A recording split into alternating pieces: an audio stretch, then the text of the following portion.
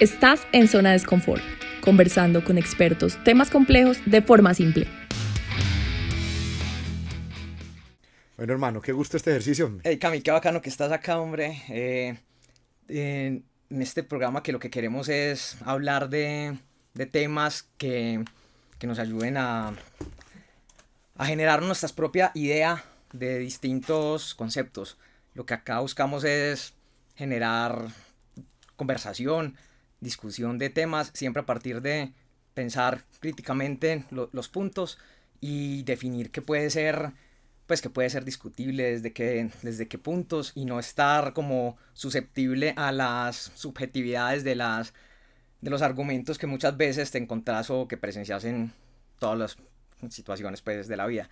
Y particularmente te quería invitar hoy a vos, que ya te voy a dar que te presentes, pero si yo conozco en peliculados de la termodinámica, que ya es un nicho como bien específico, vos sos el principal.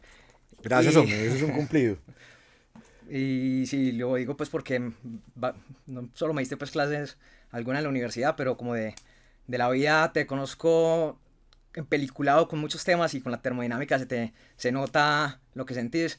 Y en especial pues quería yo hablar de un tema, entre todos los que hay para hablar en ese mundo, es uno que yo sé que todo el mundo ha escuchado de alguna otra forma, pero es difícil hasta de conceptualizar, y es la entropía. Y entonces quería hablar con vos de entropía desde la segunda ley.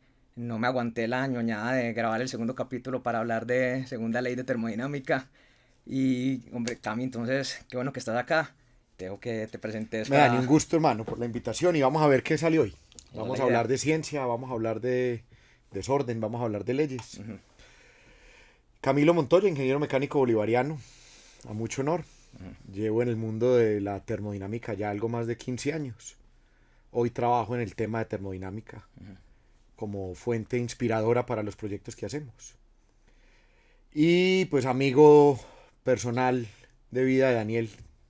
Entonces, mil gracias por esta invitación, Dani. Hombre, gracias a vos por estar vamos acá. a ir construyendo algunos conceptos y algunas ideas. Escogiste el tema más complejo de todos. De una. Alejandro Rivera, mi profesor de termo, en estos días hablé con él. Decía que la primera vez que estudió termodinámica no la entendió. Que la segunda vez que la estudió creyó haberla entendido y le faltaban 2 o 3 cositas por entender. Y de la tercera vez en adelante se dio cuenta que no la iba a entender. Que por lo tanto se dejó de preocupar por el entendimiento y se dedicó a aplicarla en sus proyectos y en sus clases. Estamos hablando de alguien con un doctorado. Postdoctorado, escribe hoy con Adrián Bellán. Adrián Bellán es tal vez el tipo que más escribe hoy de termodinámica en el mundo académico. Okay. El heat transfer, los cálculos de intercambiadores de calor hoy de la McGraw-Hill son heat transfer de Adrián Bellán y Alejandro Rivera. No es ninguna voz. Entonces es un man que sabe del tema, pues.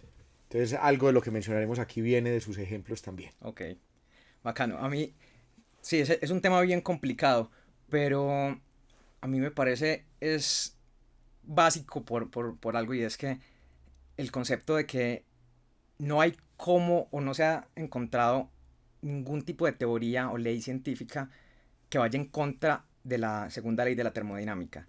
O más bien, si una teoría o un entendimiento de alguna otra forma no cumple en su concepción matemática la segunda ley de la termodinámica, casi que le dicen, mijo, olvídese, que por acá no va. Entonces yo aplico la segunda ley de la termodinámica, que te voy a dejar a vos que la expliques, pero para mí es como un validador de certeza, por lo menos de algo del universo que entendemos, o desde el límite que tenemos de entendimiento, que la entropía aumente a menos de que haya una energía, o en un sistema cerrado más bien, sin una energía externa, que la energía tienda a aumentar. Es una condición del universo y al parecer aplica en todas las situaciones, y desde ese concepto se ha podido como ese entendimiento, derivar muchos avances para la humanidad. De acuerdo. Y esto empezó pues es una carrera que relativamente en la historia de la ciencia pues no es tan vieja. Estamos hablando de los 1800. Carnot, 1820 y algo. La historia del triste Sadi Carnot con su No sé si se ha escuchado la historia del hombre. No. Bueno, el hombre no llegó a definir las condiciones que después Boltzmann logró dejar en papel, pero sí fue como el primero que empezó a entender que había algo que pasaba en las sustancias. Entonces, sí me gustaría que me ayudes a dar el entendimiento de Carnot. Antes de que pasemos por Carnot, Dani, yo quisiera dejar como una idea clara para todos los que nos oyen y para el ejercicio como base. Ok. La ciencia no es más que un intento del hombre por describir un fenómeno natural. Así es. Usando modelos matemáticos en expresiones o en ecuaciones físicas. Así es. Por lo tanto, la ciencia es exacta y es válida mientras alguien no demuestre lo contrario, lo que estabas diciendo. Hasta ahora una de las más estables y las menos refutadas ha sido la ecuación de entropía o la ecuación de segunda ley. Pero quiero partir de esto porque durante muchos años el mundo fue plano. Así es. ¿Cierto? Entonces, para la época, el mundo era plano, punto. Sí, y vos no eras una persona de poco intelecto si considerabas las bases que te decían de que el mundo Claro, era plano. a ti te enseñaban que era plano y por lo tanto el mundo tenía un borde en el cual se acababa. Y sobre ese concepto de mundo plano se tomaban decisiones.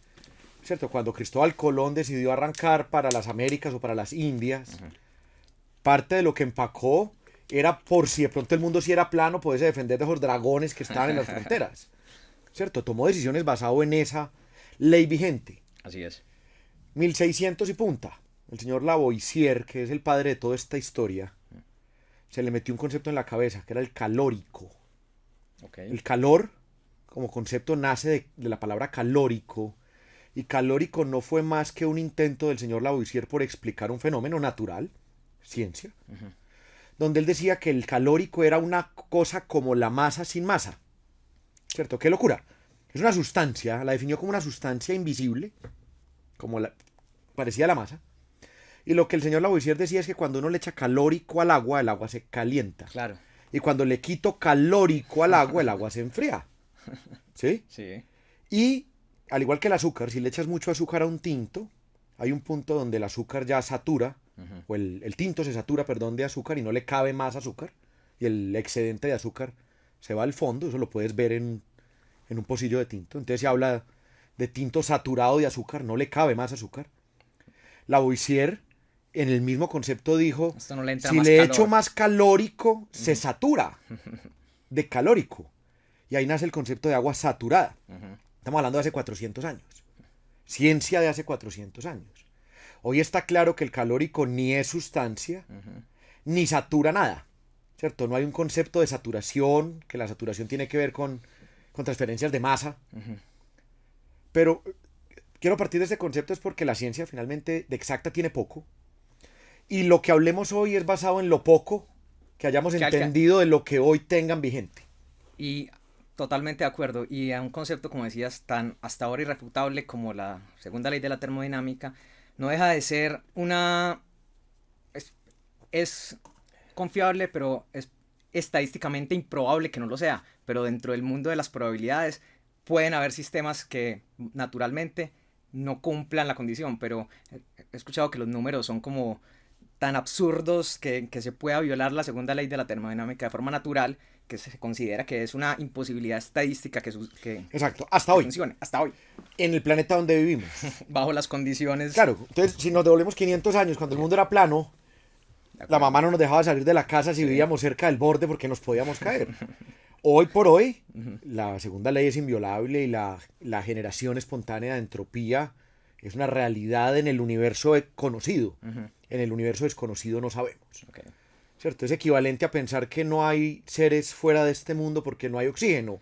¿Quién dijo que todos los seres necesitan oxígeno? No, los de aquí sí, puede que haya otro que... No podemos decir que los sentidos que tenemos son los que definen la única forma que existe para entender la realidad. Eso es... De acuerdo. Claro. Entonces, para ir entrando un poquito en el concepto de entropía, quiero arrancar con conceptos muy sencillos en la siguiente vía. Lo primero es entender que durante 400 años los científicos de este tema de la ciencia, de esta área de la ciencia, jugaron con calor, ya hablamos de Lavoisier, y jugaron con trabajo. O sea, trabajo es movimiento, fuerza, que es el señor Joule. Dos científicos, cada uno jugando, el uno con agua caliente y el otro con caballos, arrastrando piedras, arrastrando bloques, Ujú. y ambos llegan a un concepto de energía, Así es. como una fuerza dinamizadora de cambios.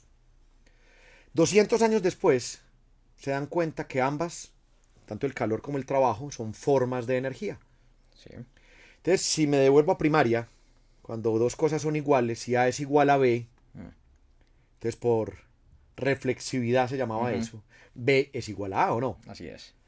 Entonces, si el que está en el espejo soy yo, entonces el del espejo y yo somos iguales y no hay ningún problema donde lo vea. De acuerdo. Eso en termodinámica es falso. Así es. Y ahí arranca todo el problema.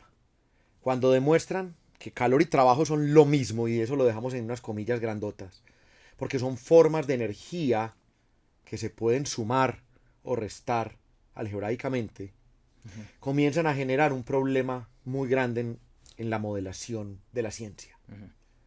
Cuando uno pinta la ecuación de la primera ley, Ujú. que es la de Energizer, ¿cierto? La energía no se crea ni se destruye. Ujú.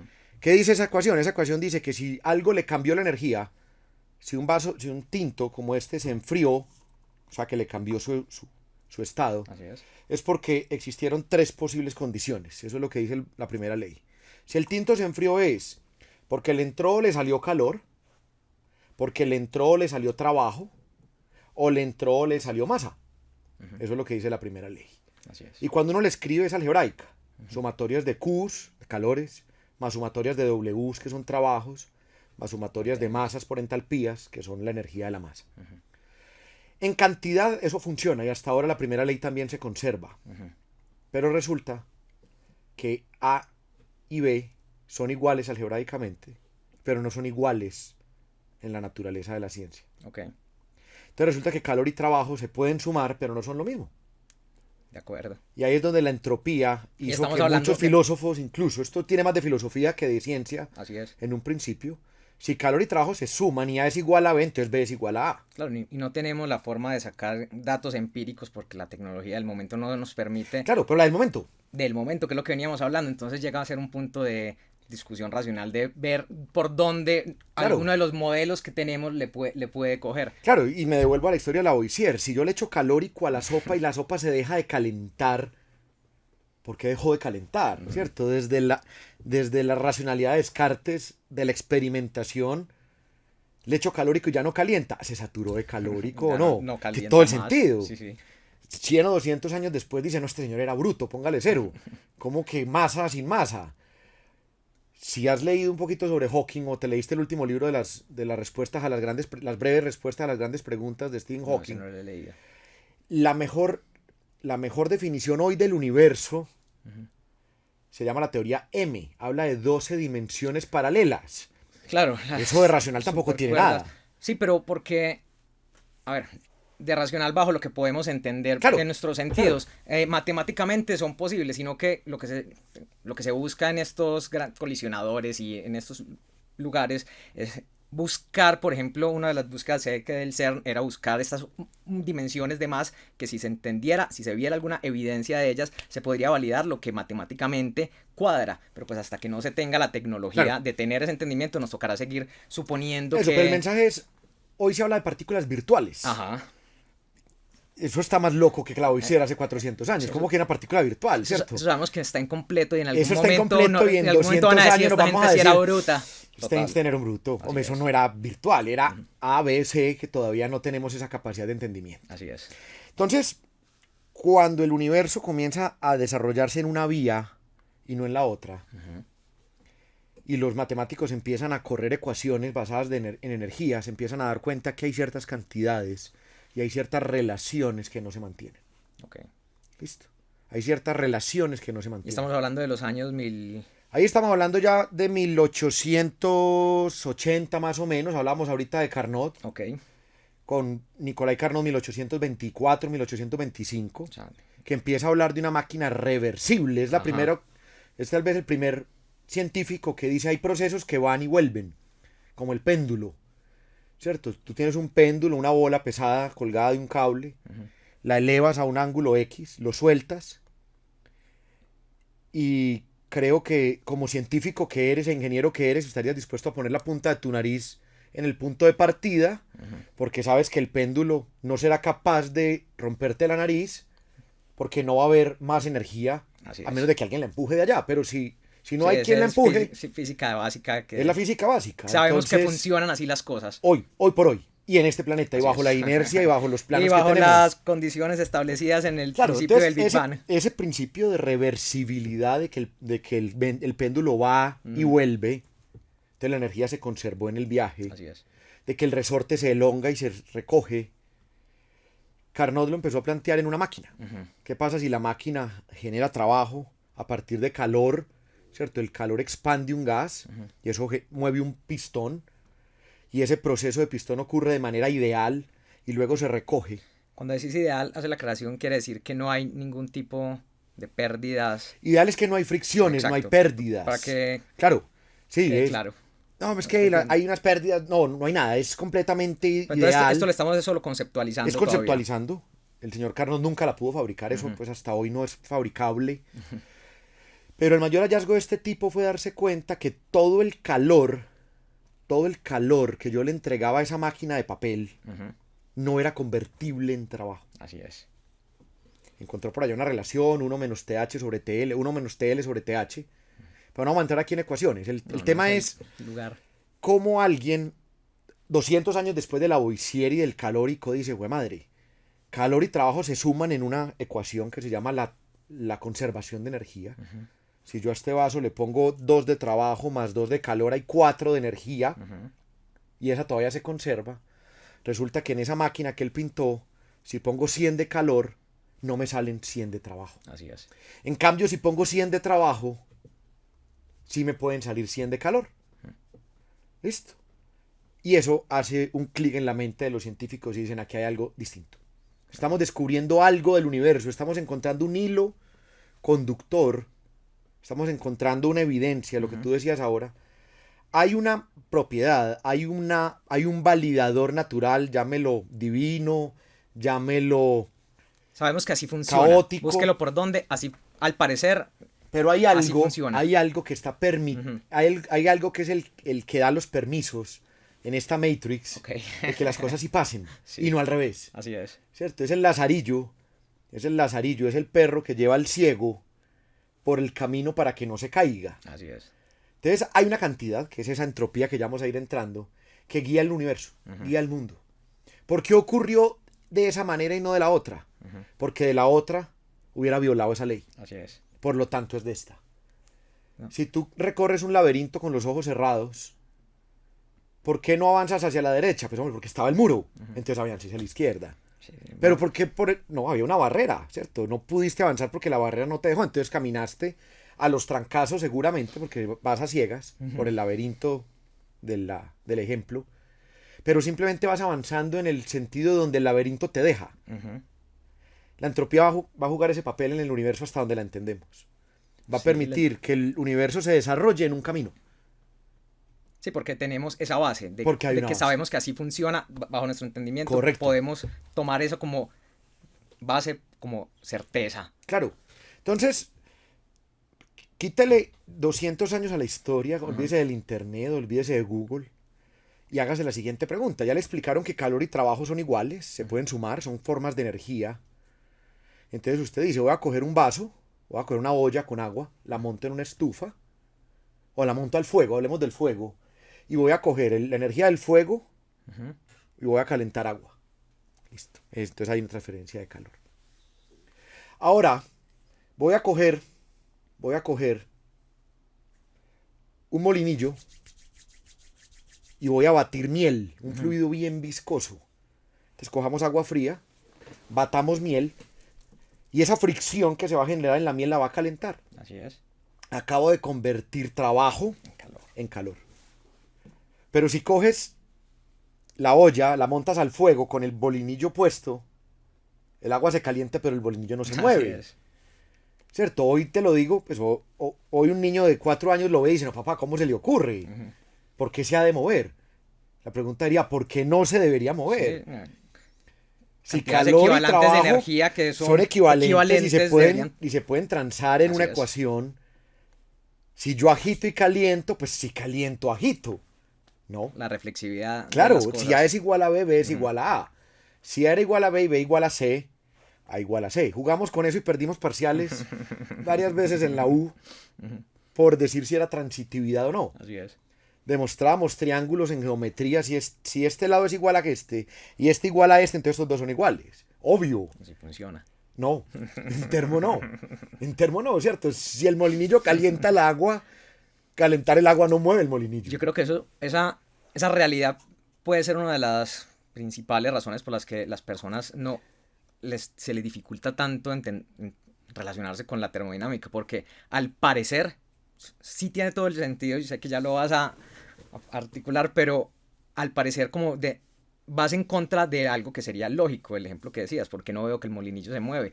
No, me estás diciendo que eso sí funciona, pero no es mediante la forma que lo veo que debería ser. Y hay un tema un poco más, un trasfondo en el que sí hay que tener un poquito de concepto, con un poquito de matemáticas, para entender por qué no se mueve ese molinillo. Claro, ahora recuerda que estamos hablando, estas historias, pues no soy muy preciso en las fechas y no me las sé de memoria, Ay, no es del pero es posible que para estas fechas de 1800 y punta, el cálculo diferencial, el cálculo integral, estuviera todavía a niveles bastante primitivos. 1600, menos 80, desarrollados, no hay modelos todavía, ¿cierto? No hay métodos numéricos. Así es. No hay las ecuaciones diferenciales que tenemos hoy. Y son muy pocas la las ecuación de personas que Navier-Stokes de fluidos todavía no estaba completamente esbozada. Entonces, enseguida vamos a dar un brinco de otros 200 años con mecánica cuántica, donde ya empezamos a hablar de una cosa que son los microestados y los macroestados. Así es. Y aparece un concepto de probabilidad. Pero no lleguemos todavía a probabilidad. Terminemos de conceptualizar una cantidad que se puede calcular y por lo tanto, al calcularla, se vuelve una propiedad de la materia. Así es. Entonces la materia tiene masa, tiene temperatura, tiene una presión, tiene un volumen, tiene un color, tiene una forma y tiene una entropía. Tiene una entropía por el hecho de estar. Y esa entropía se puede calcular en función ya de unas ecuaciones existentes. Hablabas de Boltzmann ahora, que fue tal vez el padre de esa gran definición de un número que mide el nivel de dispersión energética de los cuerpos en función de una constante y en función de un número de estados.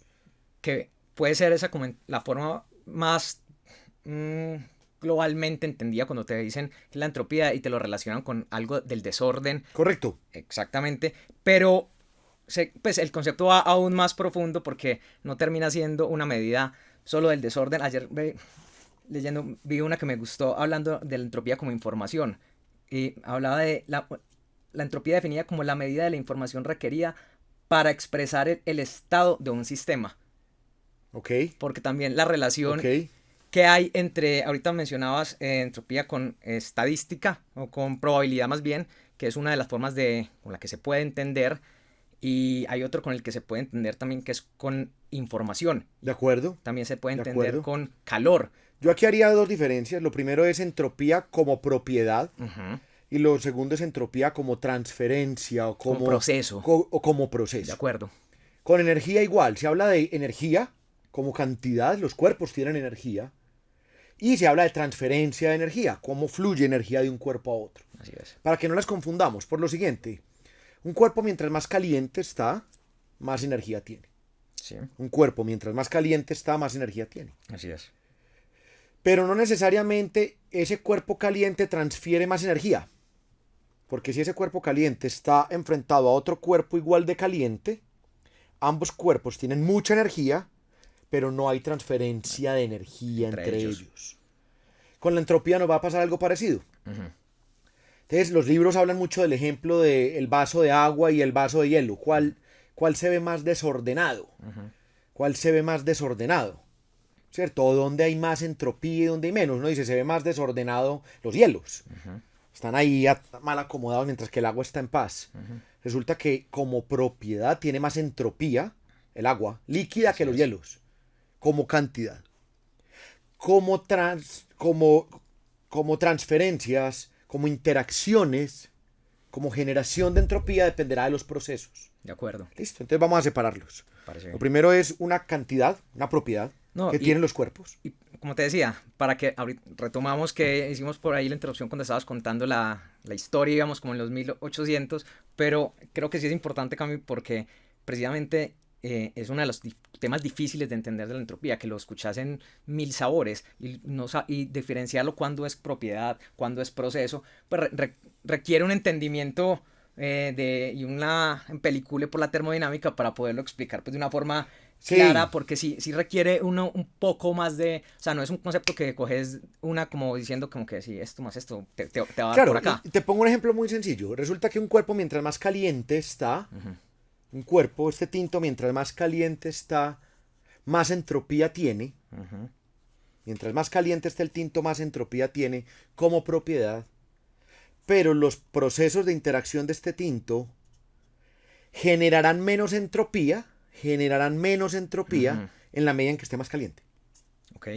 Otra vez, si el tinto está más caliente, tiene más entropía. Sí. Si está más frío, tiene menos entropía como propiedad. Más movimiento entre partículas. Correcto. Ahora, si yo con este tinto quiero calentar mi mano, mientras más caliente esté el tinto, sí, más puedes generar. Menos generación de entropía habrá en ese proceso. En el proceso de calentar En el proceso de transferencia de calor.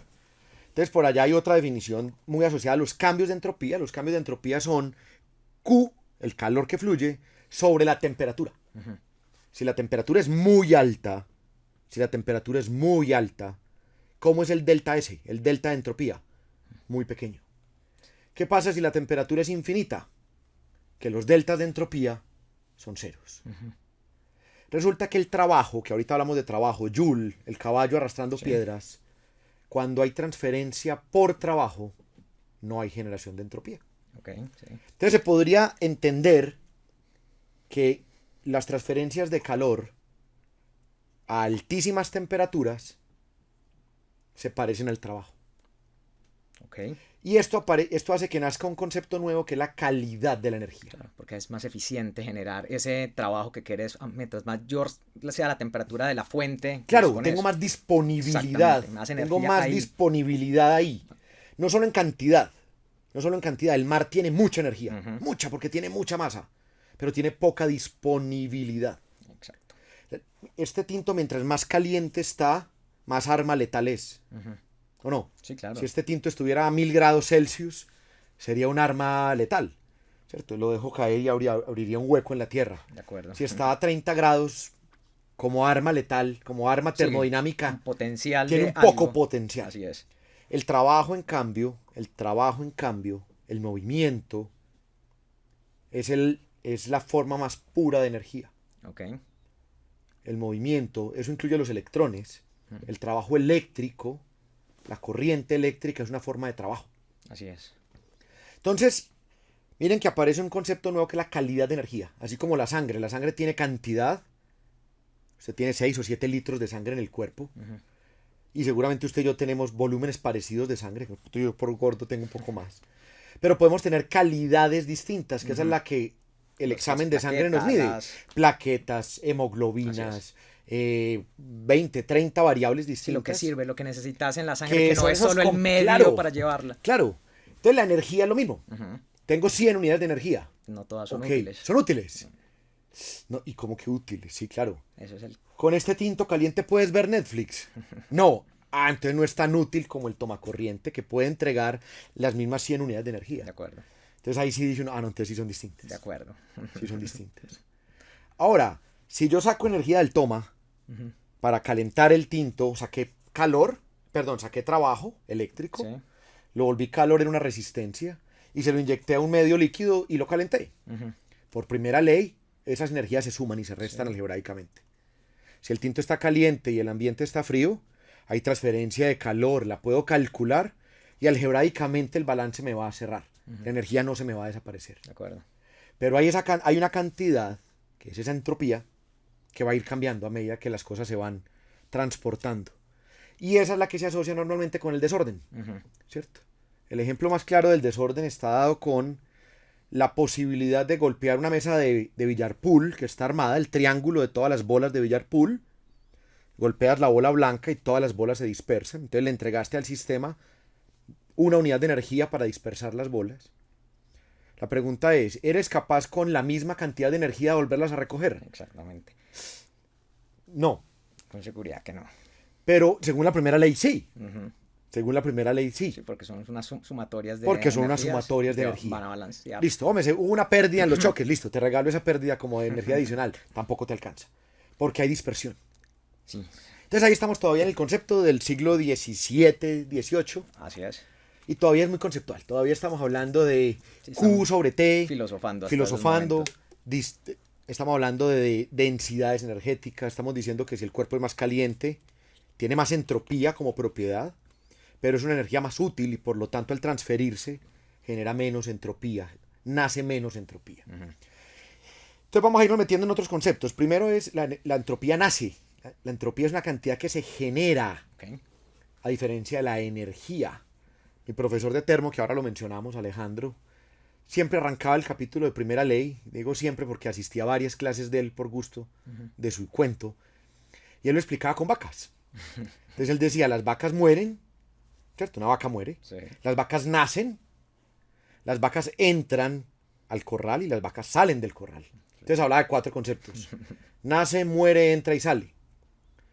Si usted es ganadero, a usted se le mueren vacas, que es distintas a las que salen, porque las que salen fue porque las vendió seguramente. Ajá. Pero te quedó algo. Y le quedó algo. Hay unas que se mueren, esas no salieron, Así es. salieron del balance, pero no salieron dejando esta. Si no salieron. Y luego él pasaba a hablar de energía y decía, la energía es como la cuenta del ganadero, la diferencia es que la energía no nace, ni muere. Ni nace ni muere. Por lo tanto, el corral de energía, el corral de vacas de energía, si al corral le cambió la energía, si cambió el número de vacas del corral, Sí. es o porque entraron o porque salieron. Sí. Porque no murieron y no nacieron. Estamos hablando de vacas energías. Pero hay otro corral al lado que es el corral de vacas entropías. ¿Sí? Resulta que en ese corral de vacas entropías no mueren nunca, pero nacen. Usted las deja solas un rato, vuelve, hay más. Así es.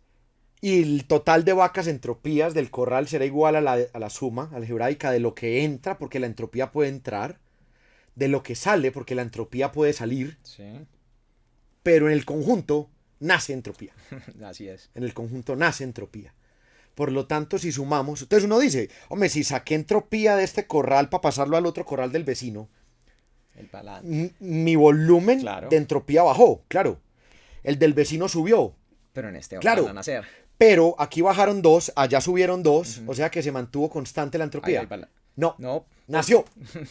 En la transferencia, cuando te pasé 2 vacas entropía de este corral para este, llegaron 3. Las 2 que te pasé y una que nació. ¿Por qué? Ajá. Porque hubo interacción, hubo dispersión, las vacas se alejaron. Y ese proceso, Ocuparon más Ocuparon más estados. ah. Sí, ocuparon más estados. hubo más estados, y en ese proceso aparece esa cantidad de entropía que no la vemos, que no la olemos, que no la sentimos, pero que hoy matemáticamente está demostrada que actúa como ese hilo conductor de ver por qué se enfrió, porque cumple la segunda ley. De acuerdo. Listo. Entonces, retomemos, Cami. Estábamos definiendo los conceptos en los que se basa este nuevo entendimiento de cómo funciona el universo hace unos 200 años.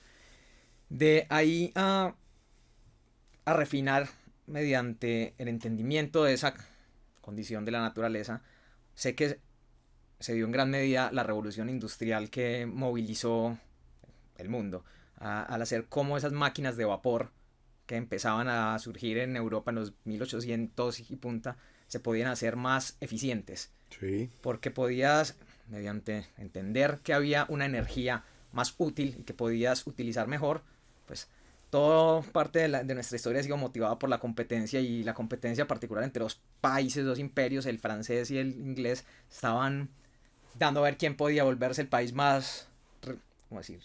Quién podía Más productivo. más productivo, exactamente. Y la forma era siendo más eficiente mediante la energía que estamos utilizando. Entonces vamos como por ese lado en el cuento de la Perfecto, entropía. 1800 y punta entonces. Ahí Ujú. aparece otro señor que se llama Clausius. Ok. Entonces el señor Clausius si bien entendió el cuento de las vacas que ahorita echamos, que a veces es un poco enredado entender, el man dijo, no, eso no puede ser tan conceptual. Ajá. No puede ser tan solamente una medida del desorden. Y junto con la mecánica cuántica aparece un concepto de probabilidad que empieza a definir mejor ya el concepto de entropía. Ujú. Entonces aparece un concepto que se llama el microestado. Y el microestado es ser capaz de ir a la molécula o ir a la partícula y recordar que esas partículas están vibrando, se están moviendo en posiciones. Ujú. ¿Sí? ¿Se acuerda del spin? Sí, el giro. El spin es el giro. El Mi electrón profesor de para un lado, para química, otro. que en paz descanse, Fernando Montoya, El profe de química, claro. decía que el spin tenía que ver con el lado de la cama, si era aquí o allá. Él hablaba decía que el átomo era un hotel y que cada uno de los niveles, el S, el P, el D, el F, eran los pisos, ¿cierto? Y que mientras más alto el piso era más caro, era más caché, el átomo es más pesado, Sí. y que luego había otro elemento que era la habitación, que la habitación era, no recuerdo cuál de todos esos elementos del átomo, y al final está el spin. Ujú. Y el spin era simplemente entender que hay algo que está o no está. Ok, Una probabilidad de que la partícula esté aquí o allá. así es. Está o no está. Eso es difícil para nosotros, porque la verdad es que poco Sí, lo usamos. y es difícil de conceptualizar como algo que podemos ver, pero pues matemáticamente tiene Claro. todo el caso. Entonces, este señor Clausius, antes de empezar a definir ecuaciones complejas, se dio cuenta que las partículas podían estar en cualquier punto aleatoriamente y que la probabilidad de estar o no estar es la misma. Ok. Entonces imagínate un tablero de damas chinas, un tablero de ajedrez con las bolitas, pongámoslas todas negras, sacúdela y déjala caer. Ujú. Seguramente van a quedar aleatorias. Así es. Ahora, ¿cuál es la probabilidad de que queden todas al lado derecho versus la probabilidad de que queden en una configuración X? La misma, una en muchas, Ujú. ¿cierto? ¿Cuál es la probabilidad de que todas queden arriba, que ocupen siempre el 50% del tablero Ujú. y la otra mitad quede blanco, versus una posición de no, no, sí, sí, no, sí, no, sí, no? Es random, ¿cierto? es. Las partículas caerán libremente en el tablero y ocuparán cualquier forma. Así es. Ahora, resulta que, ¿cuál es la probabilidad de que quede en una posición organizada versus una posición desorganizada? De acuerdo. Ahí ya sí cambian. Claro, es lo más probable Lo más probable es que sea desorganizado. es que sea aleatorio, que el tablero cuando lo mires no veas ninguna forma. Así es. Ya ves, esto no se parece a... No, no quedó a la derecha, no quedó a la izquierda, no quedó uno impar, Ujú. porque podrían caer par impar, Así es. como la lotería.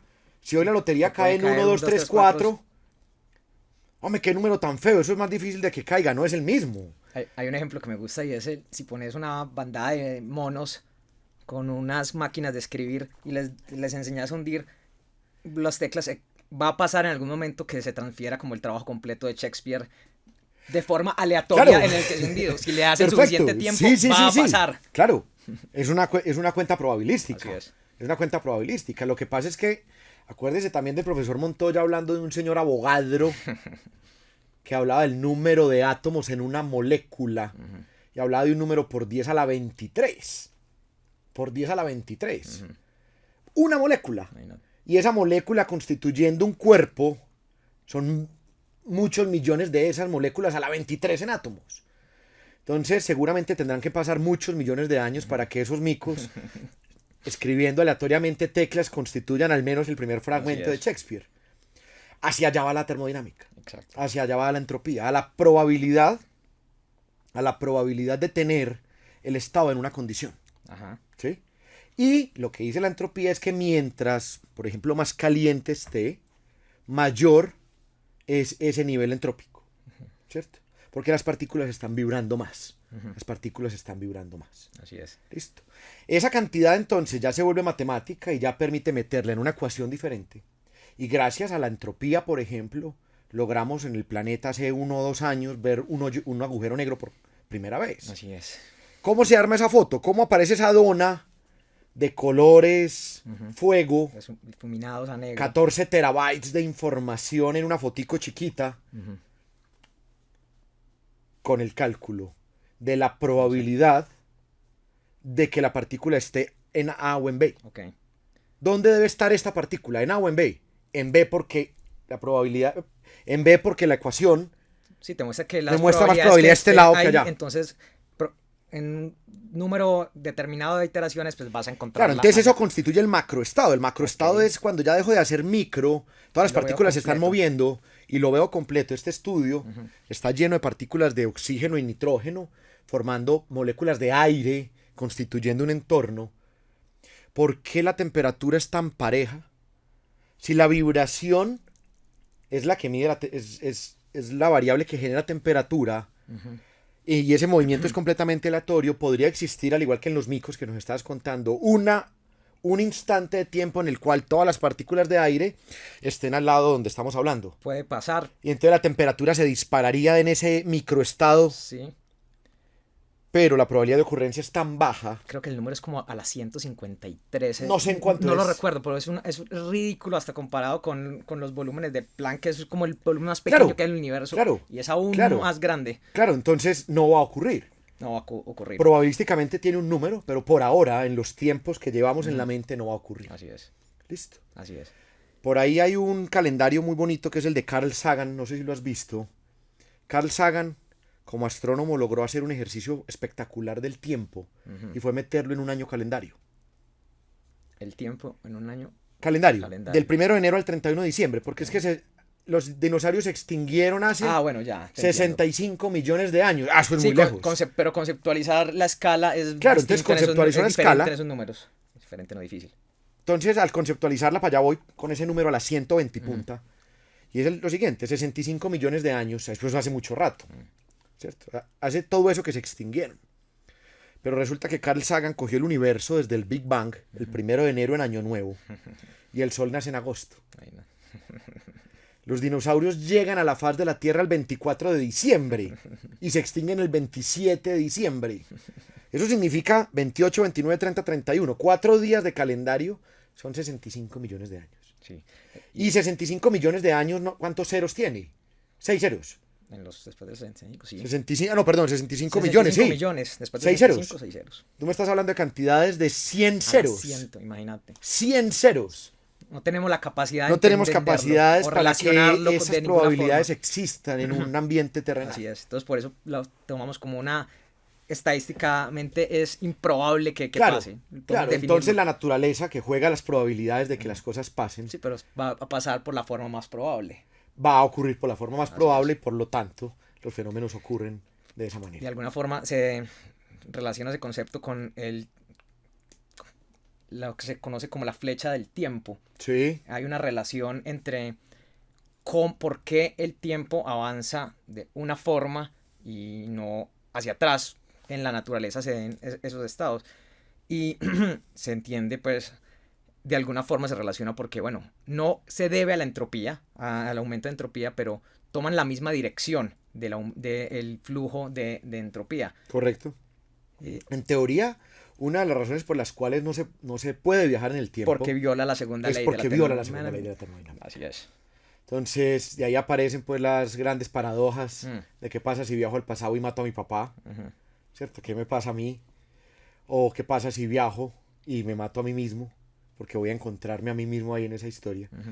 Todo eso que hoy nos parece no racional, Ujú. posiblemente en algunos cientos de años. Si se les llega a buscar la forma de dar con si esa claro, probabilidad. Claro. Si este podcast que estamos grabando aquí todavía quedara por ahí guardado en una cápsula y habitantes del año 2400 la escucharan, diría que Daniel y Camilo tenían poco de técnicos en la época. ¿Sí? La Tierra era plana en ese momento. Claro, lo mismo que decimos hoy, hombre, no sean brutos, ¿cierto? ¿Cómo no se dieron cuenta que el barco en el horizonte del mar se va desapareciendo? Eso da el efecto de Sí, curvatura. no es- Era obvio. Hombre, La curva obvio, en la luna. obvio 500 años después. Hombre, la Tierra es una masa fija sobre la cual giran estrellas. Y Copérnico dice, no, momentico. La Tierra no está fija, la Tierra gira alrededor de una masa más grande todavía. No, usted está loco, para la cuerda, para la horca. Entonces creo que hoy estamos aquí divagando sobre un concepto bastante complejo. que Pero- hasta hoy sí sabemos que de alguna manera, seguramente lo explicarán mejor nuestros sucesores, Sí. pero hoy ya la ciencia entiende que existe una cantidad Ujú. calculable, determinable, que explica en la ciencia actual cómo van a ocurrir algunas cosas. De acuerdo. Permite predecir fenómenos. Es una base, es el Y eso ejemplo del nos está lazarillo que llevando, decías, es algo que nos está llevando por el laberinto, por lo menos claro, de tenemos poderlo una entender. pared por la que vamos siguiendo. Claro, y eso ya nos lleva a unos temas finales, no sé cómo vamos de tiempo, El que quieras. pero eso nos empieza a llevar a unos temas religiosos súper complejos. Porque gracias al entendimiento de esto, tengo entendido que ya han logrado hacer ajustes en el CERN, en el acelerador de Colisionador de partículas, y tengo entendido que ya hubo un primer intento de Big Bang. Ok, Por lo tanto, eso demostraría sí, no hay un, que no esto hay un creador no divino requiere detrás de un, nada. un De creador acuerdo. divino. Ahí nos podríamos quedar meses Te invito- divagando. Ahí te invito para otro día que Ese de pronto no hablemos soy del yo, tema. pero sí, con la tercera pregunta quedaremos igual de corchados. Así Pero esa entropía, esas definiciones de probabilidad, esas definiciones de mecánica cuántica que poco entendemos los terrestres, pero que seres como Einstein o como Hawking fueron capaces de aterrizar en modelos de cálculo, permitieron entender cómo sí debían ocurrir las cosas y cómo no. Ujú. ¿Sí? Recuerda que a Einstein y a Hawking nunca les dieron premios Nobel, porque los premios Nobel no se dan en modelos matemáticos, sino en experimentos reales. Lo del agujero negro, que fue un experimento real, Seguramente. realmente tuvo que es una haber dado validación de el la... Nobel era al Claro. sucesor. Pero bueno, la vida va en la línea, en la flecha del tiempo. Y no sé. Y la entropía no dejará que hubiera llegado el Nobel a la persona equivocada. De acuerdo. Y Cami, creo que es un tema que, como decís, es para hablar, divagar y aprender mucho. Y como te decía, es una validación científica entender que algo funciona como base. Y hasta ahora tenemos entendido un concepto de una cantidad que es medible. Pues no, bajo las condiciones que tenemos no podemos dudar que exista o no, así no la podamos ver, oler, sentir. Y nos muestra una realidad del universo que nos permite tener como certeza, hasta lo que ahora podemos definir como certeza. Hay una frase que me gusta mucho y dice que la ignorancia es una sensación incómoda, pero la certeza es imposible. Y pues puedes dibujar mucho de eso, pero si por lo menos tenés la improbabilidad estadística de que la segunda ley de la termodinámica no se va a romper de aquí a a 1 a las 150 ceros detrás, pues lo puedes tomar como una realidad con la que puedes definir, esto es una certeza con la que tengo la tranquilidad de tomarla como correcta. Creo que ese tipo de certezas son importantes definirlas como, pues, porque no es subjetiva a interpretaciones, se le puede dar mucho, además un tema tan complejo, pero como realidad de que objetivamente la segunda ley de la termodinámica se cumple, pues hoy podemos decir que es una certeza objetiva. Estamos de acuerdo. Para cerrar, Sí. un cliente que compartimos alguna vez juntos, John Gómez, Grupo Familia, Ok, en una de sus plantas en Colombia, en uno de sus corredores, tiene una frase grande que va en contra de todo lo que hemos hablado durante toda esta hora. Dice, el orden es la segunda ley de esta casa. ¿Sí? Entonces, creo que para ellos es un mensaje de organización y de cultura bonito. Para nosotros, creo que deja la puerta nuevamente abierta a la duda y a la ignorancia de cómo terminará de entenderse todo este cuento de entropía. Cami, me Dani, encanta. un gusto, hombre. Qué bueno que viste, te Nos invito, toca... estamos siguiendo protocolos. Y qué bueno volverte a invitar para que hablemos de otro tema. Muchas gracias, hombre. Tanto sabes. Buenísimo el ejercicio. Qué bueno.